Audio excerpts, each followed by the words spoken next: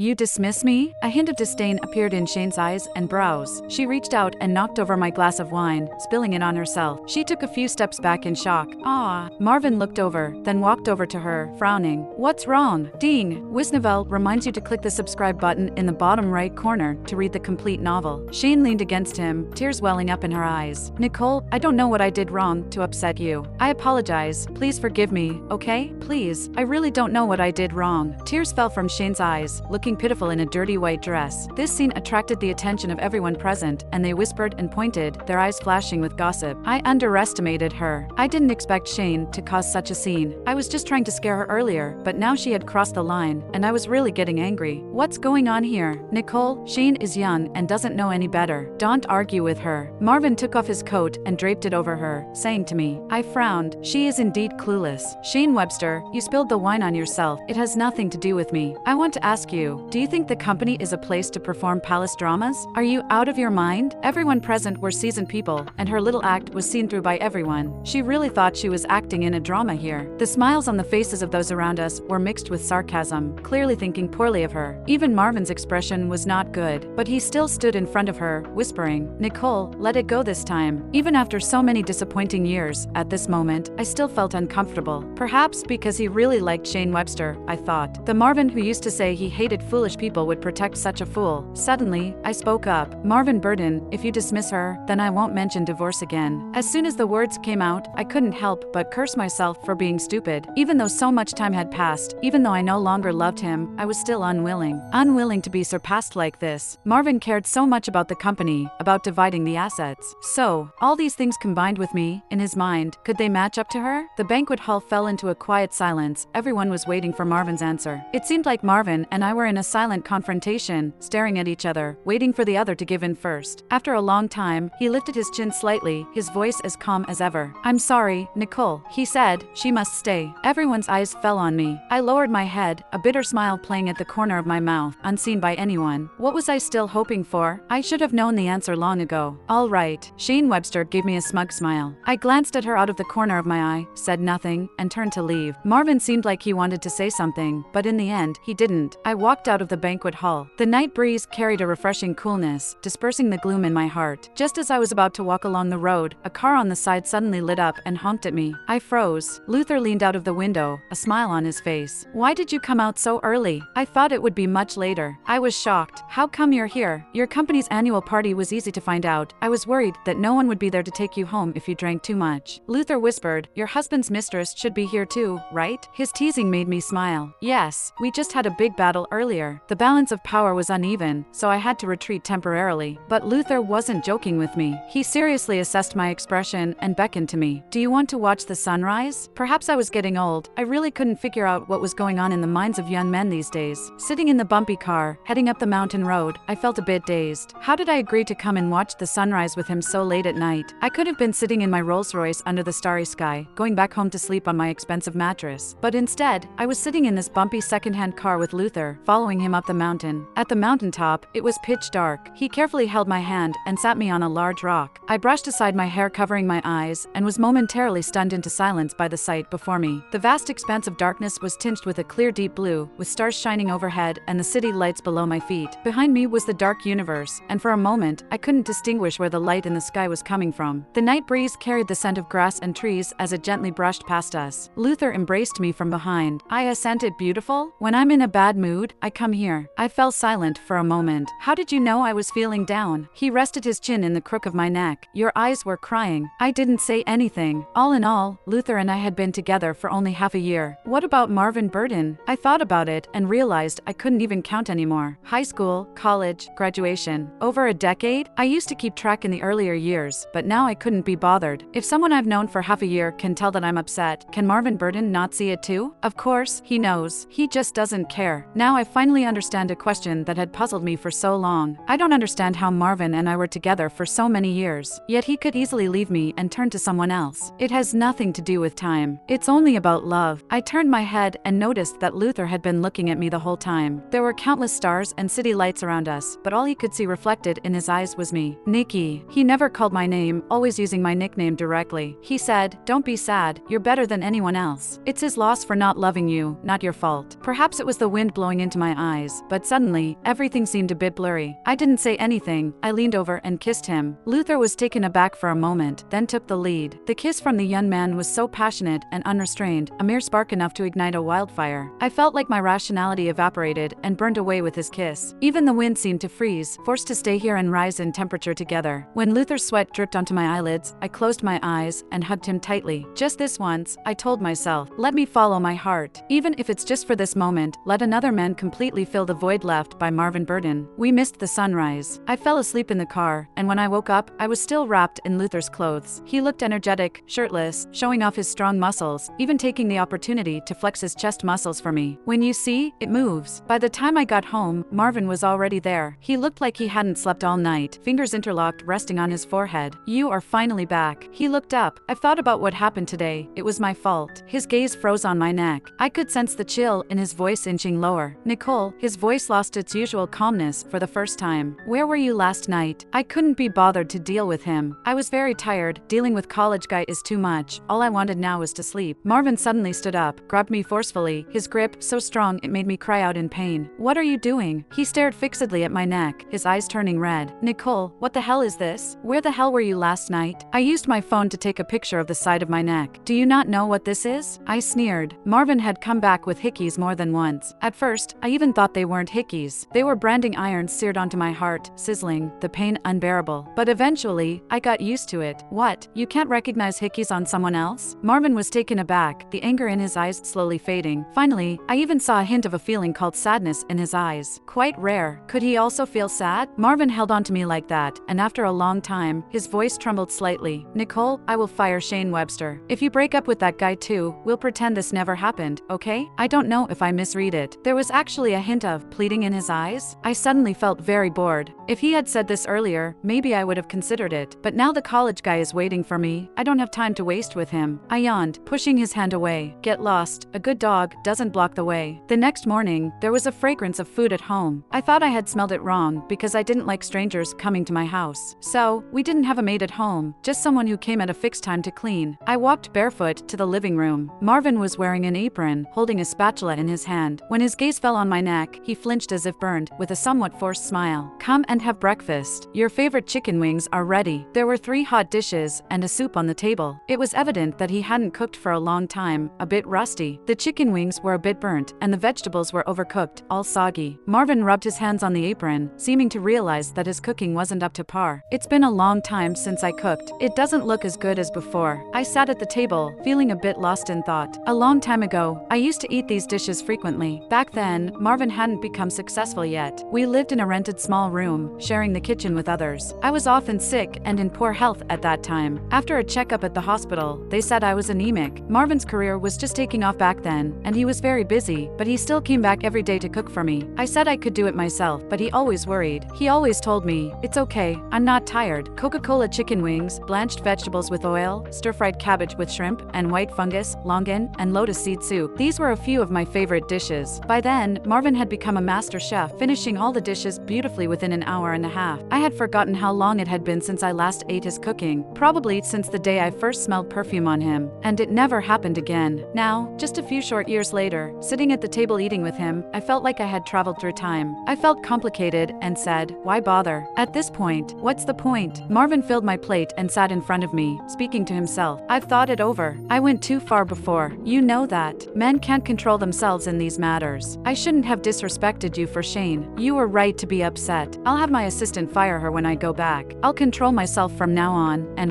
he paused, his voice momentarily unstable. We won't get a divorce, okay? I looked up at him. Marvin was always confident and certain. Even when he was unfaithful, he would look me in the eyes and tell me firmly, yes, I slept with her. But now he was avoiding my gaze. I knew him too well. He was panicking. Suddenly, the food in my mouth tasted bland, like wax. Even if he had said the same thing to me 6 months ago, I would have been ecstatic. After all these years of torment, all I wanted was for him to come back to my side. Loving someone too much makes you lose yourself and your sanity. But now, I suddenly remembered Luther's words in my ear yesterday. He was right. It's his loss for not loving me, not my fault. I won't let him torment me again. I shook my head. No, there's no need. Going through it again would just bring us back to this point. It won't happen. Marvin put down his bowl and walked quickly to me. I won't see other women again this time. His fingers rubbed my neck, the calluses making it slightly painful. Marvin's eyes gradually darkened, his voice hoarse. Nikki, is he better than me? I felt uncomfortable and moved my chair back a bit. Marvin leaned in, close to my neck, his hot breath on my skin sending shivers down my spine. He mumbled, his lips touching my skin. What he can give you, I can too. It had been a long time since Marvin and I had been intimate. He thought I wasn't as young as other women, and I found him dirty. We didn't even sleep in the same bed anymore. At that moment, I suddenly felt a surge of nausea in my stomach. I pushed him away and rushed to the bathroom, everything I had eaten coming out, leaving nothing behind. I vomited violently, tears streaming down my face, struggling to catch my breath. Marvin followed me, his face looking extremely unpleasant. Nicole, do you find me disgusting? Yes. Compared to the pure kiss last night, this one was mixed with too much. For the first time, I felt disgusted by his touch. Tears in my eyes, I raised my head, rinsed my mouth, and weakly waved my hand. But Marvin wouldn't let me go. He grabbed my hand, pulled me up, and angrily said, "Do you want to remain chaste for him?" As he leaned in for a kiss, he forcefully pulled at my nightgown. His breath had become unfamiliar, unbearable. Finally, I couldn't take it anymore. I broke free and slapped him hard across the face. The crisp sound echoed in the confined space as Marvin turned his head away, remaining silent for a while. Trembling, I said in a trembling voice, "Marvin Burden, you disgust me." After a long time, Marvin finally turned to look at me. His eyes seemed devoid of any emotion, yet filled with a myriad of emotions. Then, he ripped off his apron and slammed the door as he left. The next day, I came to the company. After all, in such a big company, divorce involves shares and financial issues, so I had to keep an eye on it myself. As soon as I stepped out of the elevator, the manager hurried over. "Miss Murphy, Mr. Burden just sent a message asking to dismiss Shane Webster. She is already packing up her things." I raised an eyebrow. I had been arguing with Marvin for so long, and he refused to dismiss Shane no matter what. Now he's being so straightforward? I touched my neck, where the kiss marks had started to fade. Does he finally understand how it feels to wear the green hat himself, and is now letting go of Shane Webster? Okay, I was indifferent. At this point, what's the point of him doing this? The belated compromise is no longer needed by me. But I bumped into Shane, holding a large cardboard box. She was accompanied by 2 male colleagues who seemed to be helping her carry things, but were actually forcing her to leave. Her eyes were swollen, her non-waterproof mascara had smudged under her eyes, and tears welled up as she lowered her head. People around pretended to be working, but were actually sneaking glances at her, pointing and laughing, with faces full of mockery. Being a relationship dependent on favoritism and having a big temper, everyone had long been resentful, but dared not speak up over the years. It was only because of Marvin's face that she was given some leeway. Now that Marvin blatantly showed no intention of protecting her, what was she worth? Shane looked up and saw me, with a deep hatred in her eyes. I almost thought she was going to charge at me. She wiped her face with her hand, trying to make herself look less disheveled, then lifted her chin to face me. "Nicole, are you satisfied now?" I didn't want to be a laughingstock in public. I didn't want to deal with her, but she kept blocking my way. Seeing my new Dior coat, her face momentarily twisted. "You old woman, when Marvin comes back, he won't let you off. He doesn't love you at all. He told me himself that touching you is like touching himself. He has no interest in you at all. Marvin won't leave me. He will definitely divorce you." I gritted my teeth to hold back an eye roll. "Security, take her away. I don't want to listen to her nonsense anymore." Shane's biggest foolishness was that she couldn't see that she was just a parasite growing on Marvin. When Marvin was willing to protect her, she could naturally be arrogant and dominant. But if Marvin no longer wanted her, she would have no way out. Yet here she was still making a scene. How ridiculous. Security quickly came and dragged Shane out. She was being taken out like a dead dog, still provoking with her words. "Nicole, don't be too pleased. Marvin will definitely let me come back. Just wait and see." I walked quickly to her side and chuckled lightly. "You rethinking too much. This time it wasn't me who dismissed you. Marvin Burden was the one who dismissed you." As soon as I mentioned divorce, he was so scared. Even before I brought up your matter, he was eager to make you leave. "Impossible." Shane turned pale, then gritted her teeth. "You lying. Marvin wouldn't do this to me. Believe it or not." I shrugged and walked away. Behind me, Shane cried and shouted, "Impossible, Nicole, go to hell. You lied to me, didn't you? Marvin won't treat me like this. He said he loves me," he said. I turned my back to her and sneered. Love? He had said that to me countless times. Yet here we are now. I finally see it. Neither me, nor Shane Webster, nor any other woman of Marvin's. He never loved anyone. All he loved was the never-ending excitement of something new. At the end of the workday, Marvin's car was already parked by the roadside. After a moment of contemplation, I decided to get in. "I fired her," he spoke in the somber atmosphere. I sighed. "You're willing to let her go just like that? I thought you quite quite liked her. Marvin smirked. I wouldn't say I liked her very much. She was just a little plaything by my side. So, why did you protect her when I was causing a scene before? As soon as the words left my mouth, I understood. Marvin was protecting her, not necessarily because he liked her, but because he felt my tantrums posed no threat. What did it matter if I threw a fit? At most, I would cry like an abandoned woman at home for a few days. I wouldn't leave him. But now that he realized I was serious about divorcing him, he was getting scared. Marvin lit a cigarette, and the smoke filled the cramped car. Leaning back in his seat, his eyes were obscured behind the white mist. Nicole, we've been through thick and thin together. There's no need for things to get this out of hand. Even if I fool around with other women, they can never replace you. We are different to each other, aren't we? Marvin Burden, you are shameless, I said calmly. And what if I am? He retorted, exhaling a puff of smoke. A mocking smile played on the corner of his lips, as if ridiculing my naivety. Men are all the same, Nicole. I initially wanted to be with you, but then I realized I couldn't resist. Those women may throw themselves at me, and I can reject them once, twice, but what about 10 times or 100 times? He glanced sideways, his golden-rimmed glasses flashing a subtle light. Do you think if you were with that man, he wouldn't do the same? Nicole, I am a man. I understand men the best. Ultimately, they are all the same. Leaning back in my seat, I softly said, No, Marvin, don't compare yourself to him. You are not worthy. Marvin hesitated for a moment, then his fingers clenched, breaking the cigarette in half. What did you say? I looked at him, expressionless. Men and animals are different. The essence of being human lies in controlling one's behavior. If one goes from one partner to the next like a mating dog, then what sets them apart from animals? I want to find someone who is human, someone who can be faithful in marriage, not an animal.